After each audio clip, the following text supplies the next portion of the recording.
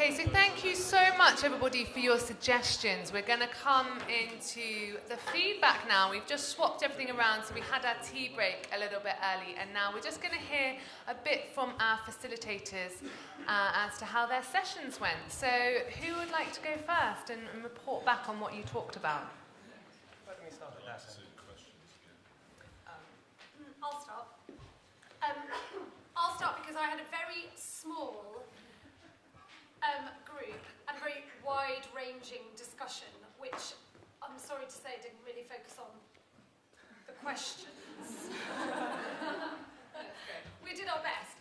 And I think the main, I didn't bring any notes, so maybe my group can feed back as well. But I think the main thing that a big thing that we talked about was the process of opera making and the absence of rigour in some cases, and the absence of time to develop. Do you think that's fair? A sort of a speedy process where often what goes on stage is really only a second draft, and in other art forms you not only work for a long time, but the artists have a long lead-in, lots and lots of different projects which you're cutting your teeth on, and sometimes those opportunities aren't there, and I think this all feeds into that feeling of more studio-based work. As someone who works in learning, I feel like in learning and participation, I feel like that's a place where work is being made constantly, and you're constantly experimenting with your practice and making things which are ephemeral and quick and can go, but that's a real place that you chisel skill. And I feel really, really privileged that I'm making work kind of every day, really, on different scales. But we didn't really talk about that. But this kind of, you know, if you're a painter, what you do is you paint all the time, and you keep assessing and you keep reassessing.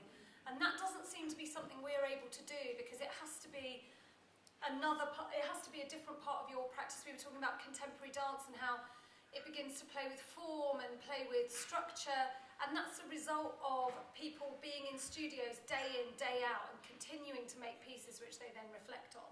And I think often people come to opera making and we're looking at second drafts of perhaps artists who haven't been able to have that training ground, and so what you're not doing is experimenting with form and experimenting with the art form as it is. You're kind of greeting the art form. Does that make sense? Do you think is that a good appraisal? Anything else? No, fine. Brilliant. That's a really interesting set of issues. Lila, do you want to speak? Do you want us to go one all the way down and then two all the way down, or just smoosh it all in? So I think smoosh it all in. Smoosh it all in. Yeah, okay. Smoosh it all in. My group, please yell at me, because I also made all the notes on there, and some of them are in my brain, but lots of them aren't. One of the things that did come out of the discussions, especially for people coming from another discipline, was just kind of the rule book, really, not knowing what the rule book was and not knowing who the players were. So that was a big one, and sort of really, that was I guess a drawback, but I guess the benefits were maybe not feeling bound by the rules necessarily, of feeling brave enough to experiment.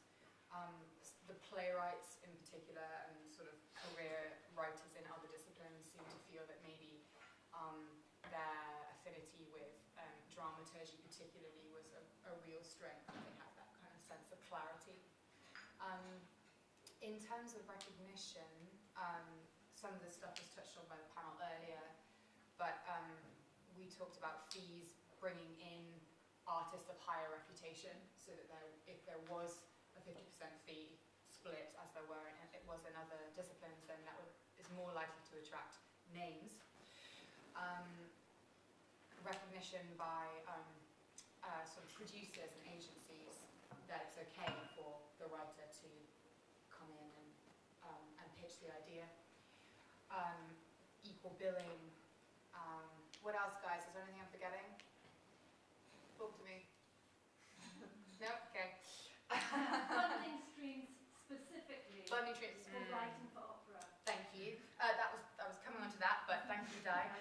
We actually talked a lot about funding specifically because it shapes, not because we're all money grabbing. And I think there's sort of an embarrassment, and this is very English, around talking about money.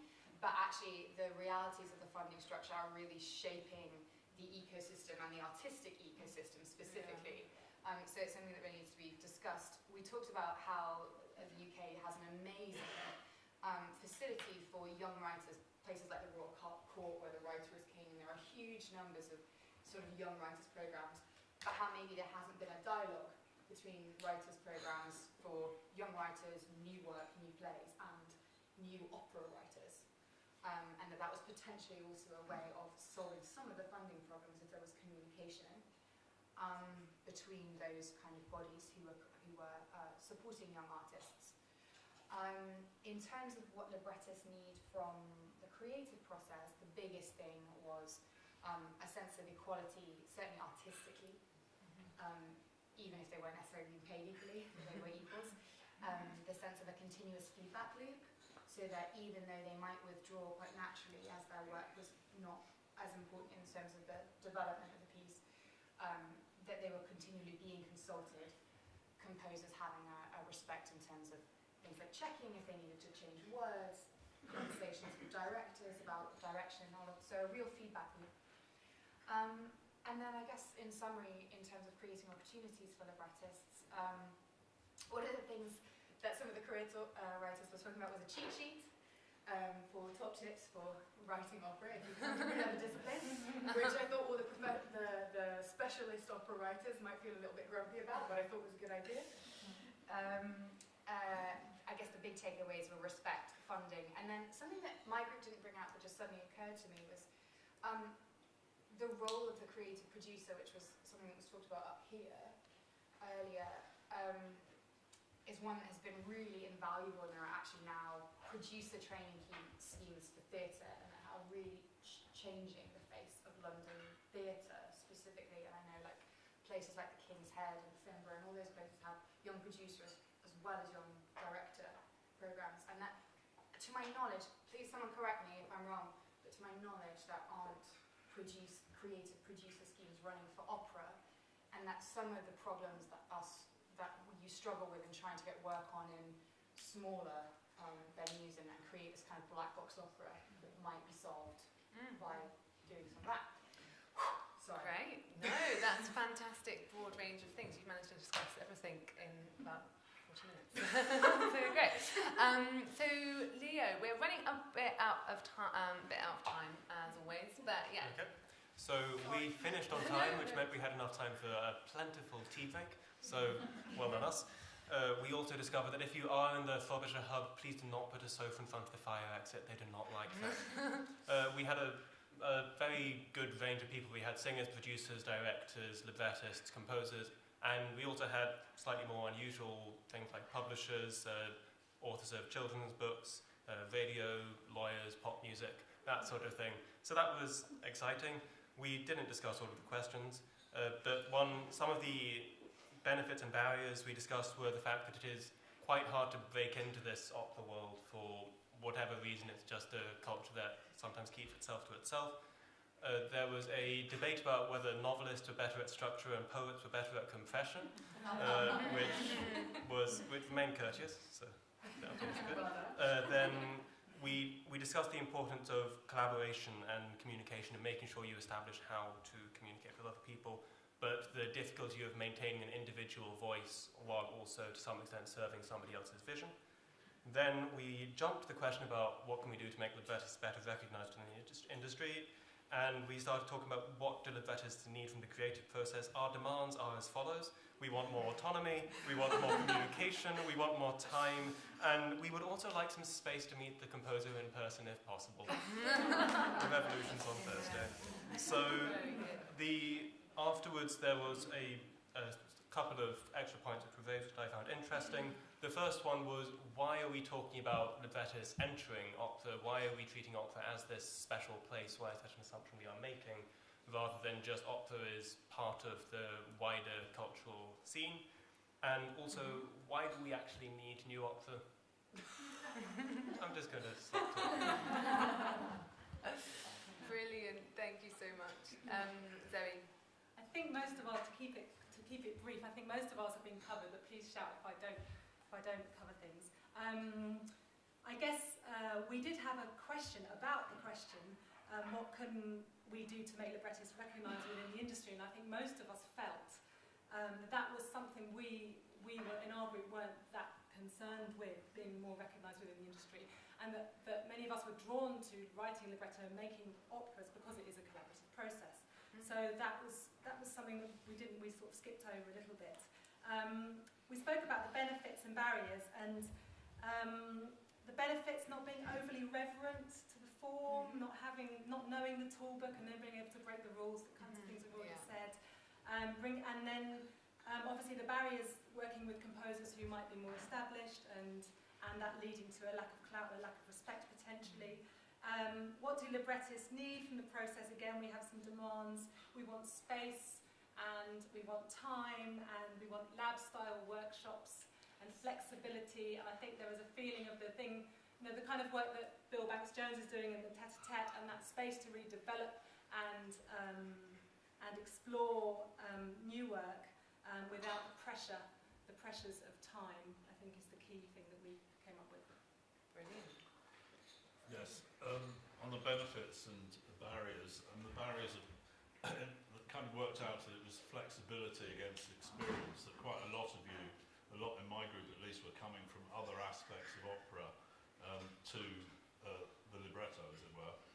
And there is an advantage to that in that you have your technical skill, you have your area of expertise, but that isn't always necessarily helpful in a collaborative process, because you have that fixed perspective, say as a singer or as a director, sometimes if you're then occupying a different role, you've got to have more flexibility to see that from many sides rather from your own particular discipline. So that was considered to be a barrier, but of course the benefit is that you know how opera houses work, you know how the rehearsal room, the discipline in the rehearsal room works, you know how precious time is in that context, that you can't afford often to spend 20 minutes deliberating on a change of word or a slight change in the music when you've got so many people dependent on that production whose time is brought to bear on one moment in the rehearsal room. So there's a balance there between the benefits and the barriers of previous experience. What can we do to make librettists better recognised within the industry? Well, as somebody pointed out, we can hold events like this. I think the other thing is that we can just get better at doing it. And I think it will, there's the possibility that it's already started, that it is beginning to be recognised in a different way. What do librettists need from the creative process? I mean, I think we've heard a lot about that. Obviously money, time, opportunities, spaces, new spaces opening up. Also, we were talking about the opportunity in other media, so in radio and in TV. There seems to be no tradition of contemporary work in British radio, whereas, say, somewhere like Germany with the tradition of the Hörspiel and so on, that's been there for many, many decades. And maybe sort of expanding to look at other places rather than just stage places where this work can be done. What can we do to create more opportunities for librettists? We didn't really get onto that in a big way, but I think there is the possibility that an event like this will connect people in such a way that new possibilities will arise, because people will see opera isn't just something that happens on a grand scale, is hugely expensive, but it does now have a protean, flexible life that is possible that it can pop up in a different way in smaller, less resourced environments. Definitely. Okay, so our group, I'm just going to add a small comments because they have kind of mainly been taken. But we talked about the differences for coming to libretti writing as a playwright and knowing the rule book. We talked about whether we should kind of librettists should engage with creating a rhythm or music within their head that doesn't get used by the composer directly, but helps you ensure that you are creating a kind of text that can be set musically. We talked about whether it's a new phenomena, we're not sure, to be also a librettist and an opera director and a composer and having lots of different hats, and whether that's something that's kind of emerging more currently. We also talked about the difficulties for poets, whether a poet often kind of gets sidetracked by abstract meanings and they have to write in a more concrete way to write a libretto, and whether that's actually sometimes a bit of a block. We also talked about, I'm just looking at the wall, sorry, because all my stuff's up there. We looked at the idea of librettos being published in the way play texts are published to go with a play, and whether that's something that there's an audience for or something that people would buy, or whether we should concentrate on making kind of more beautiful, like almost, I hate the word coffee table, but the way that publishing is going is that, you know, you've got these objects that are special objects. People might not buy books, they might download them online, but if it's something really nice that they want, then they're more likely to buy it. So we're looking at that as a potential avenue. I think that's probably about it. So thank you so much, facilitators, panellists, for everyone for contributing. I'm going to hand over now to Richard Baker for the second panel of today.